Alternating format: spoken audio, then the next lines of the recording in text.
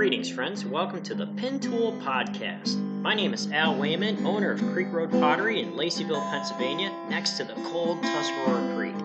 Pull up a chair around the wheel as we discuss topics concerning the art and craft of pottery, good books, storytelling, marketing, and creating work that matters for folks who care. Greetings, friends. Welcome to another episode of the Pin Tool Podcast. This is Season 4, Episode 2. Right now, the snow is coming down, and I decided to stay in today because the roads were going to be kind of slick. And I did have things that I wanted to get done, but safety first, right?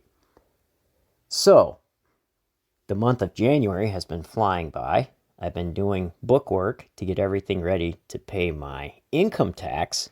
And also, I have been doing some direction setting and planning. And as I mentioned before in the last episode, where I talked about planners, I have some shows marked in. And I already did one small local show at a local wine fest in Scranton, Pennsylvania. It's Wine Under the Waves, and it was in support of the aquarium at the Steamtown Mall, at the marketplace down there. And it was great to see them turn the empty mall and have events that are local, that support local businesses. So over 20 wineries were there, and I split a table with my friend Jill, and my wife and I went down and we set up the pots, and we were able to sell a few things. So that was a lot of fun. The pots I had there, I really wanted to run a few of those back through the kiln to try to get some of the effects and some of the visual effects that I wanted on the pots a little bit better. But with work and all, I wasn't able to. And part of that was because the kiln lids were frozen shut. I tried to keep them covered. I really need a kiln shed, but I try to keep them covered. Gas updrafts outside. I have 3 of them, 3 big gas updrafts. And all 3 are frozen shut.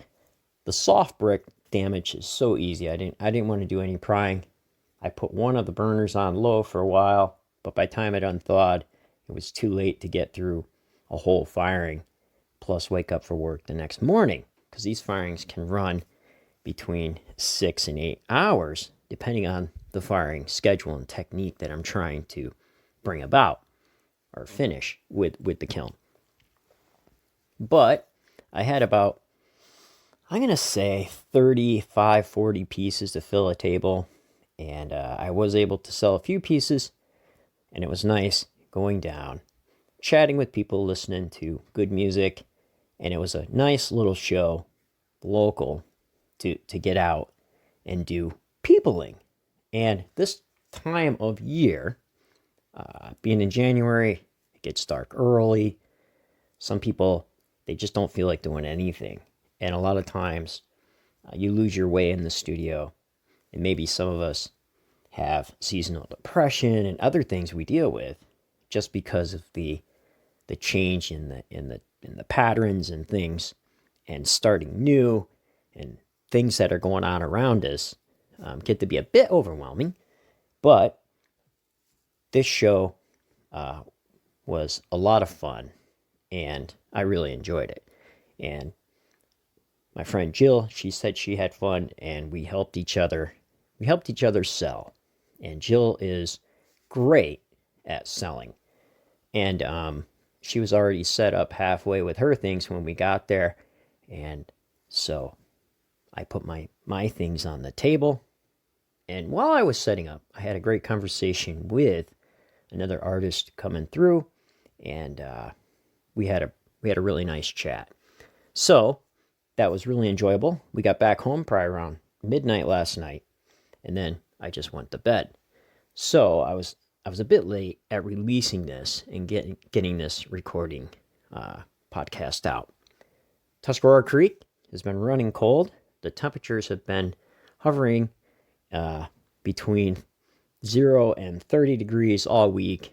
So there's ice forming, and there's ice forming on the river, the mighty Susquehanna that flows through here. And Some people were out on the edges ice fishing. So some people were able to get some ice fishing in. So moving forward, I have the work that needs to be done for the Valentine Day vases. So I'll be starting that today and tomorrow. Hopefully I can get them thrown and through the kiln in time to sell a few of those. And then I need to start making work for the spring show. I am also working on maybe getting some training on throwing larger pieces. And I really need some help. So I've signed on with another artist to take some training classes. Hopefully all of that works out and I can be more efficient at throwing larger pieces. And because I really want to get into customized plate settings. A lot of people here are asking for them. It's something that I want to do because it's something they can pass down to their families if they're done right.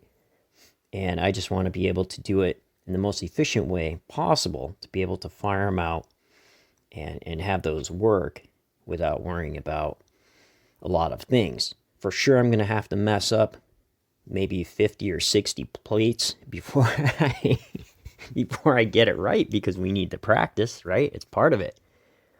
But there's just more efficient ways of doing things. I have the kiln space to do it, so now's the time to put effort in learning and practicing and do some training to better my throwing to be able to make those plate settings for the people who want them and for the people who care. So today, what we're going to do is we're going to go down and we're going to toss some pots. We're going to toss some mugs, and we're going to have an interview, and we're going to chat with my AI bot and project manager, Amelia, and we're going to talk about peopling. I wrote an essay on the Pottery Dailies about working with people and being out peopling and how important peopling is to the process and selling work and interacting with people, and how important peopling is to bring about the change you seek to make. Because when you're asking who's it for, what's it for, you're also asking what change do you seek to make, and you can't do that change alone. That involves people, so whether you like it or not, a certain amount of peopling needs to happen, right?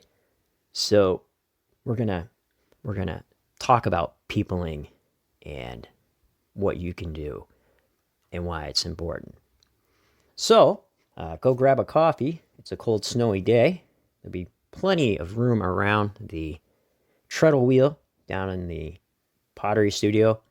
So just grab a chair when you come back and have a seat, and we will move on with the interview that Amelia Hayes is going to conduct, interviewing me about peopling. Okay, I'll see you then.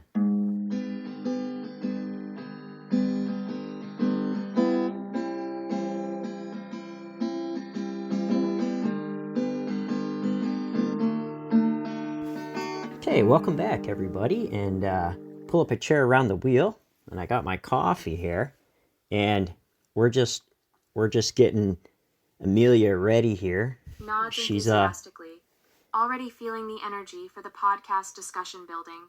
Yeah, testing Wonderful, the equipment. Al. I'm ready whenever you are. Let's dive into this fascinating topic and share some valuable insights with our listeners. Sets up the recording equipment, ensuring everything is in order. All right, we're all set. Just give me a moment to do a quick sound check. Adjusts microphone levels and does a brief test. Perfect. Everything sounds clear and balanced. Shall we begin? I guess we can begin. So go ahead, Amelia. Welcome back to another episode of the Pin Tool Podcast. Today we have a special treat for you.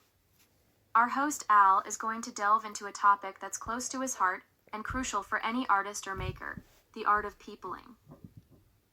Al, you recently wrote a beautiful essay about peopling and its importance in your creative journey. Could you start by telling our listeners what peopling means to you and why it's so significant? Yeah, to me, peopling means actively listening and interacting. And it means discovering their stories and what they're excited about and what they enjoy so that you can create work that matters for them. So that's how I would define peopling. That's beautifully put, Al. Peopling really is about fostering those genuine connections and showing authentic interest in others. It's not just about selling your work. It's about building relationships and creating a community around your art. In your essay, you mentioned 3 key elements of peopling: generosity, empathy, and gratitude. Could you elaborate on how these qualities manifest in your interactions with your audience and how they influence your creative process? I think our listeners would greatly benefit from hearing about the practical ways you incorporate these values into your work and your life as an artist. Yeah, I see generosity.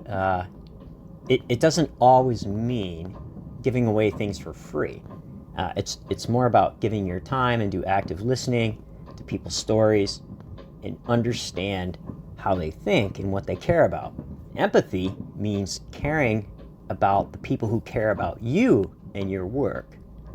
Gratitude is being thankful that anyone cares at all, because no one owes you anything, and no one owes you anything for their time or attention. Like that is earned, right? That is earned through trust. So that's how I kind of see it, Amelia. Those are fantastic examples, Al. By giving your time and active listening, you're showing genuine care and respect for the people who engage with your work. And that kind of empathy and gratitude goes a long way in building lasting connections. Now, let's talk about the evolution of an audience.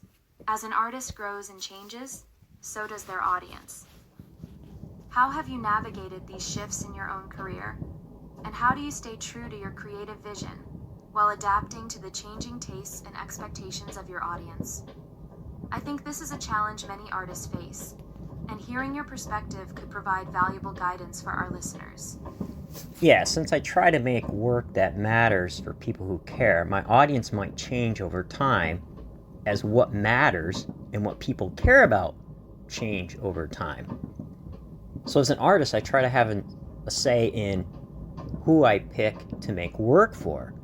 I might realize that I might not make work for everyone, but just the least valuable audience. Some customers, they may only enjoy certain pieces or certain glazes, while others might be diehard fans and early adopters who will just almost take anything you do.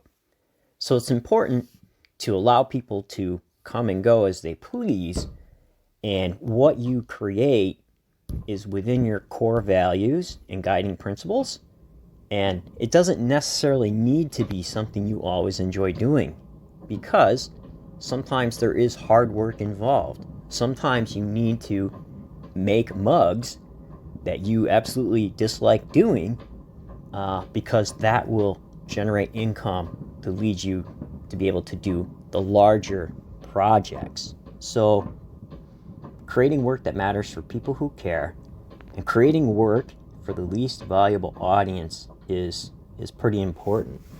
That's a profound insight, Al. Focusing on the least viable audience allows you to create deeply meaningful work that resonates with those who truly appreciate it.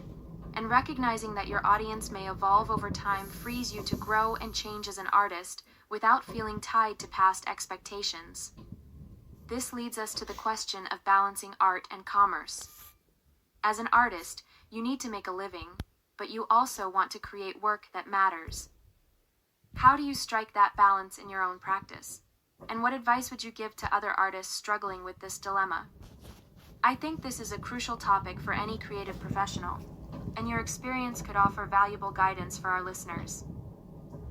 Sure, one time I found out the hard way. I was at a show and I seen a maker who had gas-fired pots. So I run over to shoot the breeze with him and find out what kind of gas kiln he used or see if he built it himself, because I'm currently building a wood kiln. Well, the guy was there to make money, and me being chatty was a real pain in the rear for him because it was probably costing him sales. So I got the hint pretty quick and I left. And then later I came back just before closing, but he was all in a hurry to pack up and leave. And I can understand why, folks do that, and they need to pay bills. And folks like me can be a pain, but maybe his peopling skills could be an opportunity area for him, maybe, just to take a little time and talk. But maybe he was just having a bad day. I don't know what it was, but that's just one example. That's a great example, Al. It highlights the importance of balancing the need to make sales with the opportunity to build connections. While it's understandable that the artist was focused on earning income, he may have missed out on a chance to foster a relationship with someone who shares his passion for pottery. Your story also underscores the value of peopling in creating a supportive community around your work. When you take the time to engage with others, whether they're potential customers or fellow artists, you're investing in relationships that can lead to future opportunities and collaborations. So, Al, based on your experience, what advice would you give to artists who are trying to find that balance between art and commerce? How can they prioritize peopling while still ensuring they can make a living from their work? Well, I think not everyone needs to like or enjoy your work, and that's okay. And the audience will evolve over time, and people will come and go as you change. But the moment we as makers forget about peopling, we lose sight of what makes our work meaningful in the first place. Creating work that matters for people who care to bring about the change we seek to make. And we can't do that change alone. We need others to help us, right? So if you're working for a bigger cause, larger than yourself, rather than just making pots and selling them, which is fine. Some people need to just make pots and sell them. I get that. But for others who want to bring about a bigger change in their communities and in people around them, and see the work as a bigger part, we'll need to do peopling in creative and better ways, right? That's sage advice, Al. Remembering that not everyone needs to like your work frees you to focus on creating for those who truly appreciate it. And by staying connected to the people who care about your work, you ensure that it remains meaningful and relevant. As we wrap up this discussion, I'd love to hear your final thoughts on the importance of peopling for artists and makers. Why do you believe it's such a crucial aspect of the creative process, and how has it shaped your own journey as an artist? Your insights could serve as a powerful reminder for our listeners about the value of human connection in the world of art and making. Yeah, too often makers forget about the importance of connecting with people. And, it was the small shows that gave me my start and where I sold my very first not so great looking pots, right? And I promised myself I would never forget those organizers or customers who believed in me and came back, and way back then gave me a chance and gave me a start. So peopling helps build relationships with those people who enjoy and care about your work. And it's those people who will help bring about the change, as we said, that you seek to make. And some of them will be lifelong customers staying with you as you go through your whole art career, which is a really nice thing to think about. And I think that once we get the peopling part of it down, and just like anything, practicing it becomes easier for us. Beautifully said, Al. Your story is a testament to the power of peopling in building a strong foundation for your artistic career. By valuing and nurturing those early relationships, you've created a supportive community around your work that continues to grow and evolve. And you're absolutely right. It's the people who connect with your work who will ultimately help you achieve your creative goals and bring about the change you seek to make. Whether it's through purchasing your pieces, sharing your story, or simply offering encouragement, these individuals play a crucial role in your artistic journey. As we conclude this episode, I hope our listeners have gained a deeper appreciation for the importance of peopling in the creative process. By prioritizing generosity, empathy, and gratitude in our interactions with others, we can build meaningful connections that enrich both our art and our lives. Thank you, Al, for sharing your insights and experiences with us today. It's been an enlightening and inspiring conversation. And thank you, dear listeners, for joining us on this exploration of peopling. Until next time, keep creating, keep connecting, and remember, it's the people who make the art matter. Well, thank you, Amelia, for that. And I was going to ask you to maybe tell us a pottery joke. Can you tell us a good pottery joke? Chuckles softly, a twinkle in my eye. Of course, Al. Here's one I think our listeners will enjoy.